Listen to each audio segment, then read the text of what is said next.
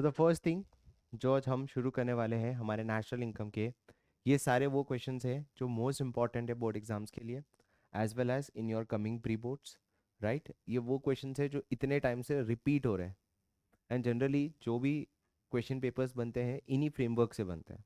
Very high chances है यही आएंगे आपके एग्जाम में, राइट। तो शुरू करते हैं। सबसे पहला टॉपिक जो कि है गुड्स, याद है गुड्स नेशनल इनकम का फर्स्ट टॉपिक है। और इसके बारे में हमने दो चीज़ पढ़ी थी कि फर्स्ट गुड्स दो लोग खरीदते हैं, एक खरीदता है कंज्यूमर और दूसरा जो खरीदता है उसे हम क्या बोलते हैं गाइस, कम ऑन, प्रोड्यूसर, है ना। कंज्यूमर जो भी गुड्स खरीदता है वो क्यों खरीदता है बताओ, फॉर कंजम्पशन पर्पस, राइट। किस पर्पस के लिए खरीदता है, consumption purpose, right. Now producer goods क्यों खरीदता है बताइए, फॉर प्रॉफिट। प्रोड्यूसर क्यों खरीदता है बताइए, फॉर प्रॉफिट।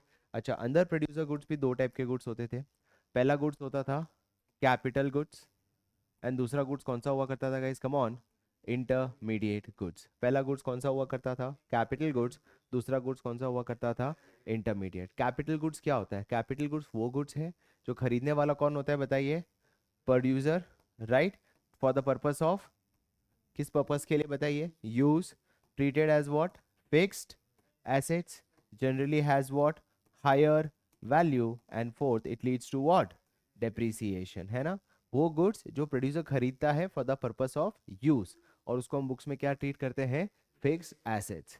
इंटरमीडिएट वो गुड्स हैं जो आप खरीदते ही हो for the purpose of resale, treated as what, treated as what, raw material, जिसके अंदर अभी भी वैल्यू ऐड करना, तो इसको हम क्या लिखते थे, value is yet to be added and last it has not crossed what, boundary line of production. एक सिंपल सा एग्जांपल दूं तो एक कार है, तो कार एक कंज्यूमर खरीदता है तो कंज्यूमर गुड्स। यही कार उबर वाला खरीदे तो प्रोड्यूसर गुड्स, क्योंकि वो अपने बिजनेस के लिए खरीद रहा है। यही कार शोरूम वाला खरीदता है तो वो भी प्रॉफिट कमाने के लिए खरीदता है, तो उसके लिए भी वो क्या हो जाता है बताइए, प्रोड्यूसर गुड्स। बट कार जो उबर वाला खरीदता है वो कार उस बिजनेस में वो यूज करता है या रीसेल करता है, यूज करता है, उसके बुक्स में वो क्या ट्रीट की जाएगी, fix assets, higher value and leads to depreciation. Is that clear. तो गाइस कैपिटल गुड्स जो होता है वो कौन सा होता है, जो उबर वाला गाड़ी को यूज करता है। पर जो शोरूम वाला है वो कार को क्यों खरीद रहा है बताइए, for the purpose of resale, और उसको बुक्स में क्या ट्रीट करेगा, रॉ मटेरियल, जिसमें वो कुछ ना कुछ क्या ऐड करेगा, वैल्यू। तो उसके लिए वो गुड्स कौन सा हो जाता है बताइए, इंटरमीडिएट गुड्स। यहाँ से हमने ये सीखा है कि हमारे नेशनल इनकम में हम कौन से गुड्स को लेते हैं, कंज्यूमर गुड्स, और दूसरा कौन सा गुड्स लेंगे, कैपिटल गुड्स। हम कौन से गुड्स को नहीं लेंगे बताइए, intermediate goods, to avoid what, double calculation, है ना। कंज्यूमर गुड्स को हम कौन सा एक्सपेंडिचर बोलते हैं बताइए, consumption expenditure. Producer capital goods को हम कौन सा एक्सपेंडिचर बोलते हैं, investment expenditure. Is that clear, right. इन दोनों गुड्स को मिला के हम कौन सा गुड्स बोलते हैं बताइए, फाइनल गुड्स। क्या बोलते हैं बताओ, फाइनल गुड्स। कौन से गुड्स को फाइनल गुड्स बोलते हैं बताओ, consumer goods as well as capital goods. Is that clear.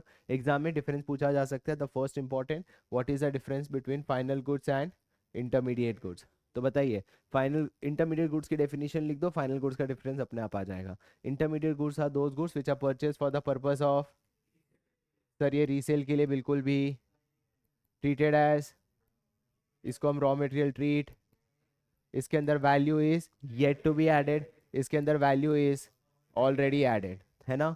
ये बाउंड्री लाइन ऑफ प्रोडक्शन को क्रॉस नहीं किया है, इसने already crossed the boundary line of production. ये नेशनल इनकम या डोमेस्टिक इनकम के कैलकुलेशन में नहीं आता, और ये national income and domestic income के कैलकुलेशन में आता है।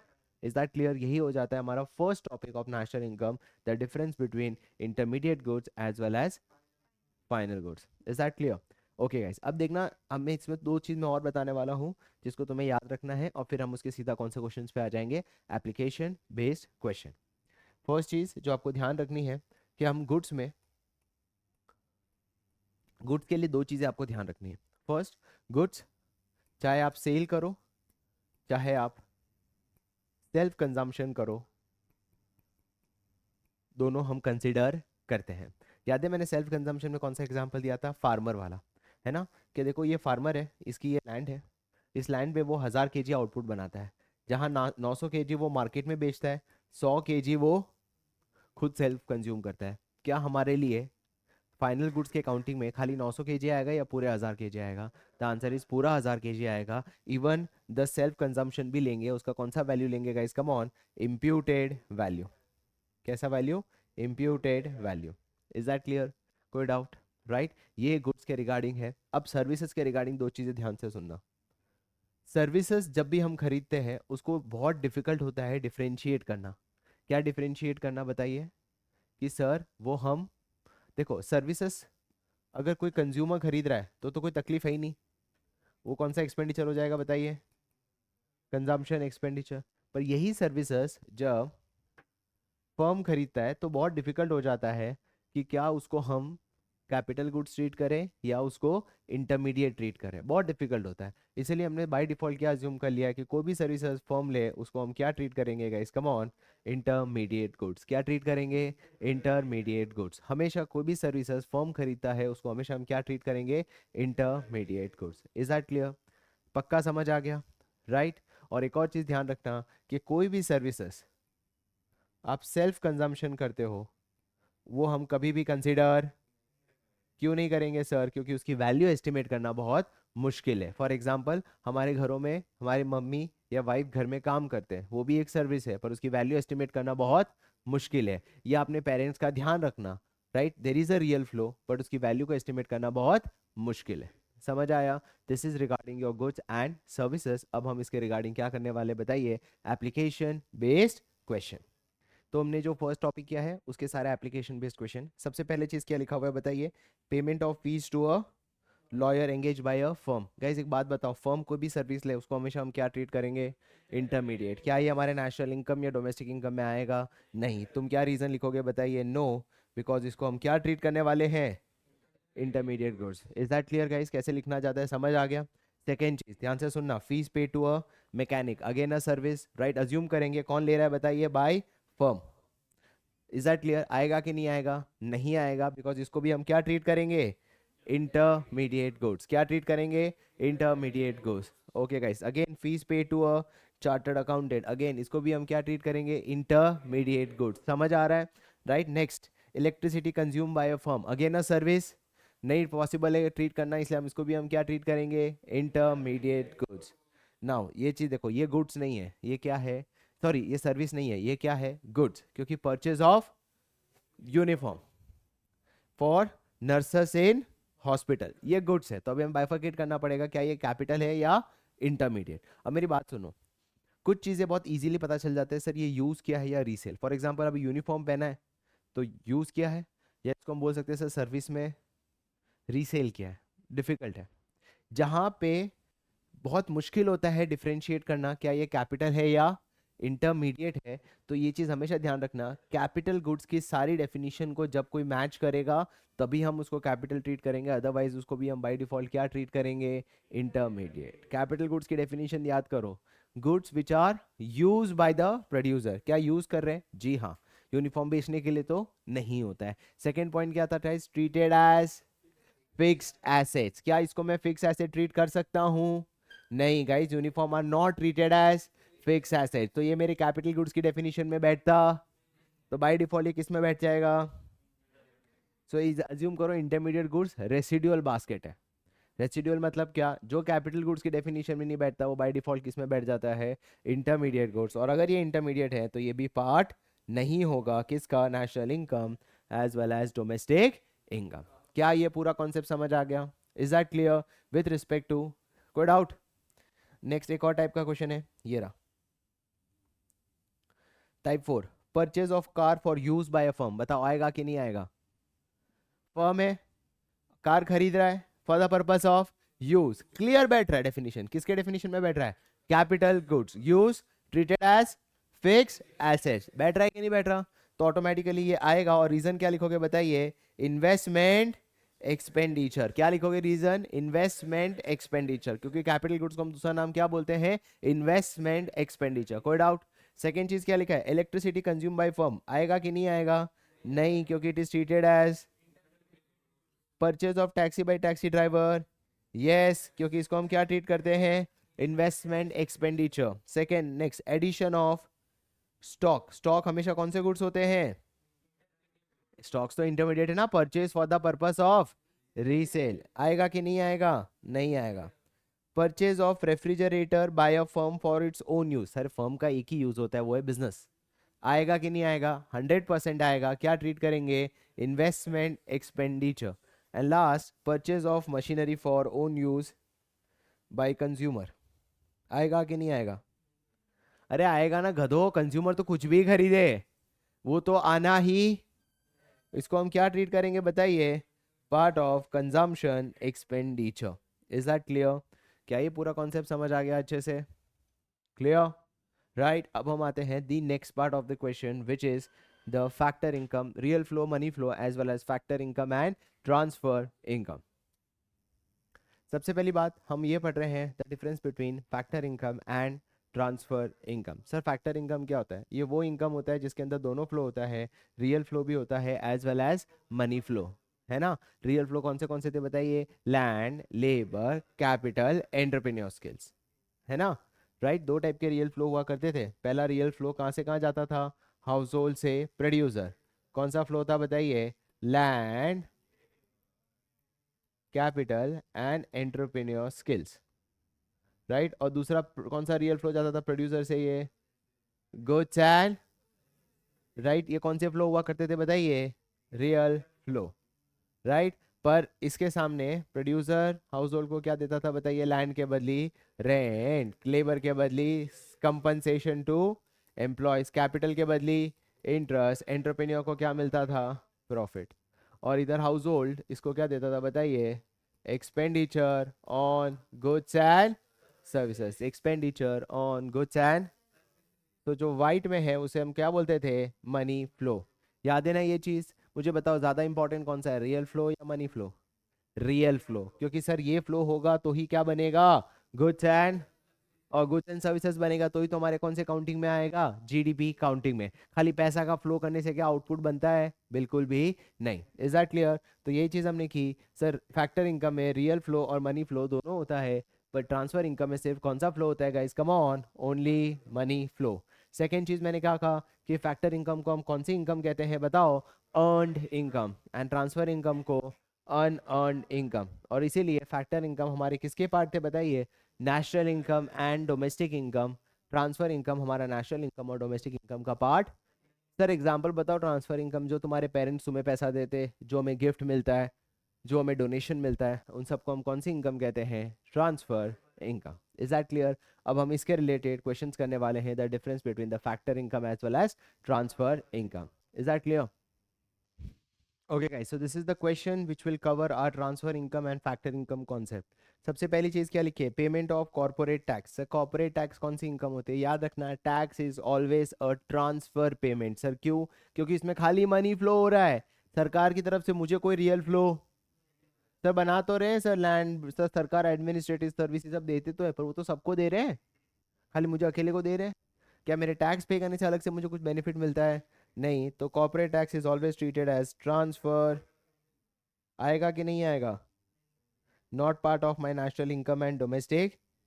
Same goes with financial assistance to flood victim. Sir financial assistance दे रहे हो फ्लड विक्टिम को, पैसा ही दे रहे हो, कोई रियल फ्लो? तो ये भी आएगा क्योंकि it is treated as transfer payment. Again grant and donation received, again ये भी नहीं आएगा क्योंकि इसको हम क्या कहते हैं? ट्रांसफर। अरे पे कर रहे हैं तो ट्रांसफर पेमेंट, पैसा मिल रहा है तो ट्रांसफर इनकम। समझ आया? अगला क्या है बताइए? Scholarship given to an Indian student by a foreign company, आएगा कि नहीं आएगा? नहीं आएगा क्योंकि it is a transfer payment. And कोई भी टाइप का टैक्स हो, कोई भी टाइप का टैक्स हो, कुछ भी आने वाला नहीं है। कहीं समझ आ गया? ये सारे अलग अलग टाइप के ट्रांसफर पेमेंट्स, कॉर्पोरेट टैक्स, कोई भी टाइप का टैक्स, हमेशा इसको क्या ट्रीट करेंगे guys? Come on, transfer payment. Is that clear? Right. Okay, अब ये चीज ध्यान रखना, ये मैंने अभी जस्ट समझाया, taking care of aged parents, ये बहुत इंपॉर्टेंट है। सर ये taking care of aged parents क्या बोलना चाहता है? इसके अंदर तुम अपने माँ बाप का ध्यान रख रहे हो, तो यहाँ पे कौन सा फ्लो हो रहा है? रियल फ्लो हो रहा है। बट यहाँ पे मनी फ्लो, यहीं पे मैंने कॉन्सेप्ट सिखाया था अभी जस्ट नाउ कि अगर गुड्स में रियल फ्लो हो और मनी फ्लो ना हो तो हम उसका कौन सा वैल्यू लेते थे? इम्प्यूटेड वैल्यू, वो फार्मर वाला एग्जांपल है ना। बट अगर सर्विसेज में हो तो उसकी वैल्यू एस्टिमेट करना बहुत, इसीलिए हम उसको लेते क्या ये ट्रांसफर पेमेंट है? जी नहीं। ट्रांसफर पेमेंट में कौन सा फ्लो होता है? मनी फ्लो होता है, रियल फ्लो नहीं होता। यहाँ पे क्या हो रहा है बताइए? रियल फ्लो हो रहा है बट मनी फ्लो। तो जहां रियल फ्लो हो रहा है और मनी फ्लो नहीं हो रहा है, अगर गुड्स है तो निकाल सकते हैं, सर्विसेज है तो नहीं निकाल सकते। There is only one exception, मैं बता देता हूं। ये हम नहीं लेंगे बिकॉज वैल्यू एस्टिमेट करना मुश्किल है। Is that clear? There is only one exception. कोई बता सकता है वन एक्सेप्शन क्या है? Rent income. क्यों? क्योंकि रेंटल इनकम की आप वैल्यू एस्टिमेट कर सकते हो। Is that clear? तो अगर आप कोई ऐसी प्रॉपर्टी में रह रहे हो जो सेल्फ ऑक्यूपाइड है और अपने बिजनेस के लिए यूज कर रहे हो, तो उसकी रेंटल इनकम को भी आप कंसिडर करोगे, क्योंकि उसकी वैल्यू एस्टिमेट करना इजी है। समझ आया गाइस? क्लियर? कौन सी सर्विस एक्सेप्शन है बताइए? Rental income. Is that clear? कोई doubt? Guys what is old age pension? It is a transfer payment. क्यों ट्रांसफर पेमेंट बताइए? बिकॉज इसके अंदर सिर्फ मनी फ्लो है, रियल फ्लो नहीं है। ओल्ड एज पेंशन क्या होता है? जो बूढ़े लोग होते हैं उनको सरकार मदद करती है फ्री में पैसे देने के लिए। Is that clear? कोई डाउट? सबको समझ आ गया? नाउ ये बताओ, expenditure on education of childrens by a family आएगा कि नहीं आएगा? अरे गधो, आएगा। कंजम्पशन एक्सपेंडिचर, फैमिली मतलब कंज्यूमर। कंज्यूमर की सारे एक्सपेंडिचर तो हम लेंगे ही, तो yes it will form part of consumption expenditure. Purchase of car by household, investment या कंजम्पशन? अरे कंजम्पशन, क्योंकि हाउस होल्ड तो कंजम्पशन के लिए लेता है ना, उसके लिए थोड़ी इन्वेस्टमेंट आएगा। इन्वेस्टमेंट किसके लिए आता है? फर्म के लिए। Is that clear? क्या ये अच्छे से क्लियर हो गया? सबको समझ आ गया? ओके, ध्यान से देखना। इंटरेस्ट के ऊपर एक क्वेश्चन है, याद है ना? रियल फ्लो होता है इंटरेस्ट। सर इंटरेस्ट एक रियल फ्लो है कि नहीं है? ये इंटरेस्ट एक रियल फ्लो है। क्यों सर? क्योंकि यहाँ पे कैपिटल दिया है, इसके बदले हमें इंटरेस्ट मिलता है, तो वो इनकम हम लेते हैं। But there is an exception. क्या एक्सेप्शन है? ध्यान से सुनना। सर वो जो कैपिटल या जिसको हम लोन कहते हैं, वो लोन जिसको भी दो वो किस पर्पस के लिए होना चाहिए बताइए? Production purpose. हाँ या ना? सर वो प्रोडक्शन पर्पस होगा तभी तो वो गुड्स एंड सर्विसेज बनाएगा, तभी तो उसकी वैल्यू में वो काउंट करेगा। अरे इधर ये वैल्यू में काउंट होगा तो ही तो उसकी इंटरेस्ट को लूंगा, अदरवाइज मेरा वैल्यू एडेड मेथड या इनकम मेथड मैच होगा क्या? नहीं। अरे समझ आया? तो इसका मतलब मैंने क्या सिखाया कि सर अगर आप कोई भी कैपिटल या कोई भी लोन किसी को दो, वो किस पर्पस के लिए यूज करना चाहिए? Production purpose. तो ही उसकी इंटरेस्ट इनकम को हम कंसिडर करते हैं, तो ही हम उसके इंटरेस्ट इनकम को कंसिडर करते हैं। Is that clear? बट अगर हम किसी को कैपिटल या लोन दे, और वो हम किसको दे रहे हैं बताइए? किसी इंडिविजुअल को, सॉरी माय बैड, किसी कंजम्पशन पर्पस के लिए अगर लोन दे रहे हैं, कंजम्पशन पर्पस, तो हम उसको ले, उसके इंटरेस्ट इनकम को हम कंसिडर नहीं करेंगे। एग्जांपल देता हूं। अगर आप किसी फर्म को लोन दे रहे हो, किसी बैंक को लोन दे रहे हो, या गवर्नमेंट को लोन दे रहे हो, तो ये लोग हमेशा किस पर्पस के लिए यूज करेंगे? Production purpose. पर किसी इंडिविजुअल को लोन दे रहे हो, तो इंडिविजुअल क्यों लोन लेता है बताइए? कंजम्पशन। कार खरीदनी है, कंज्यूमर, तो कंजम्पशन। घर खरीदना है, कंज्यूमर, तो कंजम्पशन। तो उसके इंटरेस्ट इनकम को हम कंसिडर नहीं करेंगे। Is that clear guys? Right, सबको समझ आ गया? अब इसी रिलेटेड हम एक और एप्लीकेशन बेस्ड क्वेश्चन करने वाले हैं। Okay, the next part of the question, interest paid by a bank to an individual. ध्यान से सुनो। इंटरेस्ट किसने पे किया? किसको पे किया? तो लोन किसने किसको दिया? इंडिविजुअल ने बैंक को दिया।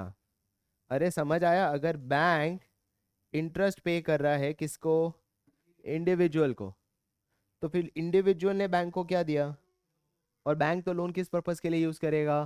Production purpose. तो उसके इंटरेस्ट इनकम को हम कंसीडर करेंगे कि नहीं करेंगे? यस, बिकॉज ये किस पर्पस के लिए यूज कर रहा है बताओ? Reason, production purpose.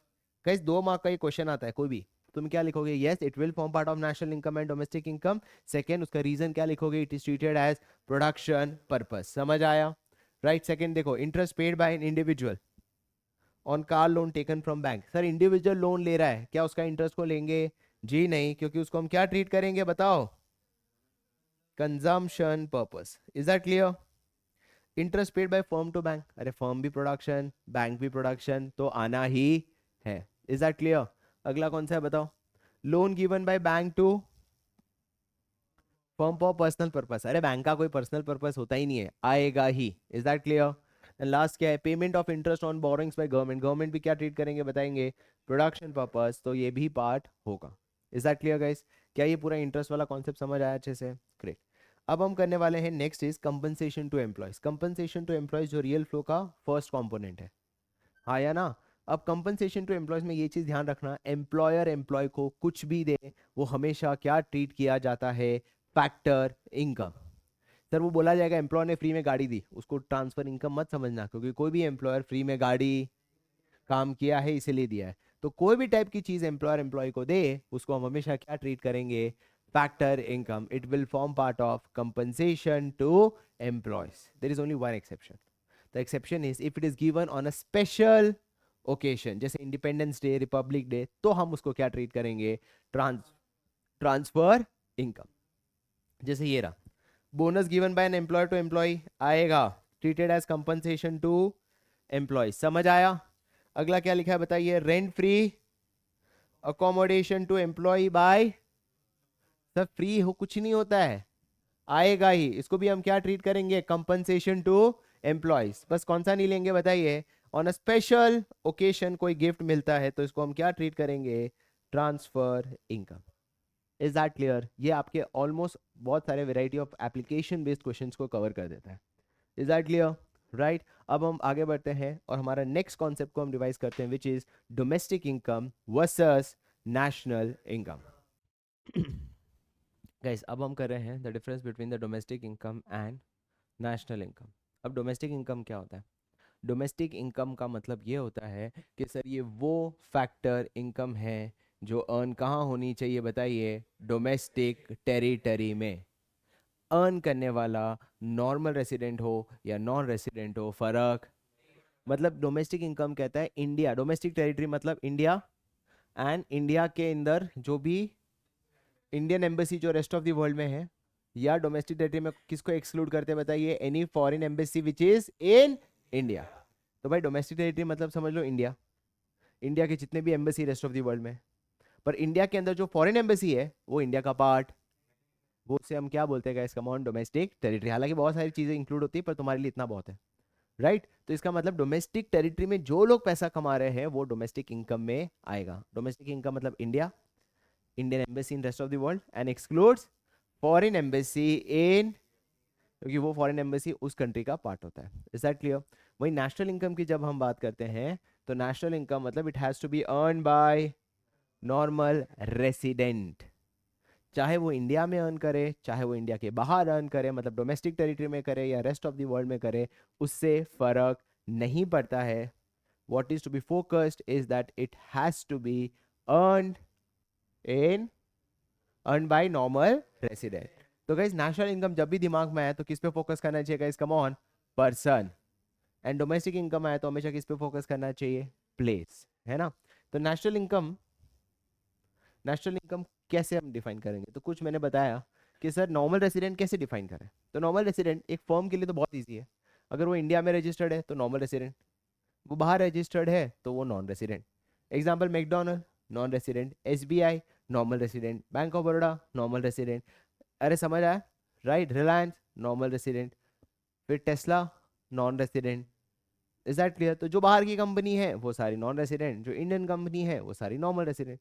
अब पर्सन के लिए देखो आपको पहले पूछना पड़ेगा कि क्या आप एक इंडियन सिटीजन हो या नहीं, क्योंकि अगर इंडियन सिटीजन है तो उसकी अलग कंडीशन है, नॉट एन इंडियन सिटीजन है तो उसकी अलग कंडीशन है।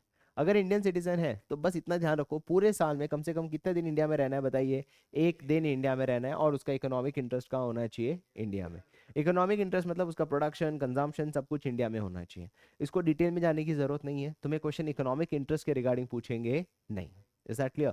एंड सेकेंड ऑप्शन भी है कि अगर आप कोई फॉरेन एम्बेसी में काम कर रहे हो या इंटरनेशनल ऑर्गेनाइजेशन जैसे WTO IMF इनमें काम कर रहे हो, पर वो लोकेटेड कहाँ होना चाहिए, ध्यान से सुनना। फर्स्ट कंडीशन इंडियन सिटीजन, कहाँ काम करना चाहिए, इन दोनों में, कहाँ लोकेटेड होना चाहिए, इंडिया में, तो आप इंडिया के बाय डिफॉल्ट क्या बन जाते हो, नॉर्मल।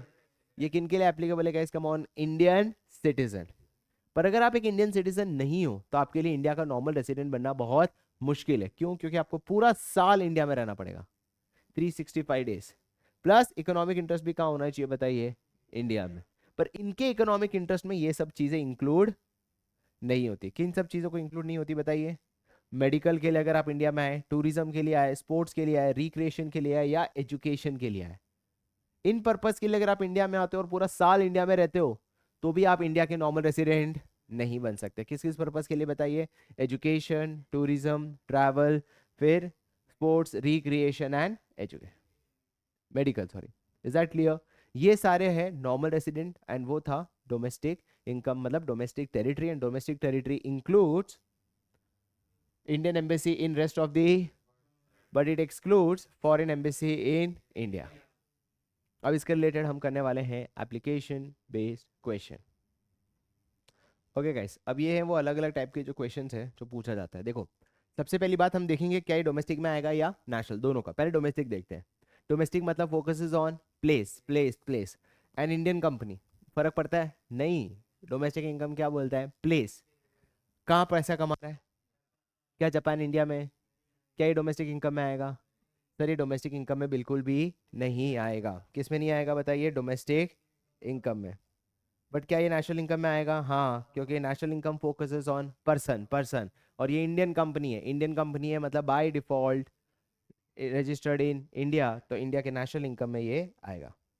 अब नेक्स्ट देखो, a branch of SBI. Sir SBI by default national income में तो आएगा ही, क्योंकि इंडिया का नॉर्मल रेसिडेंट है।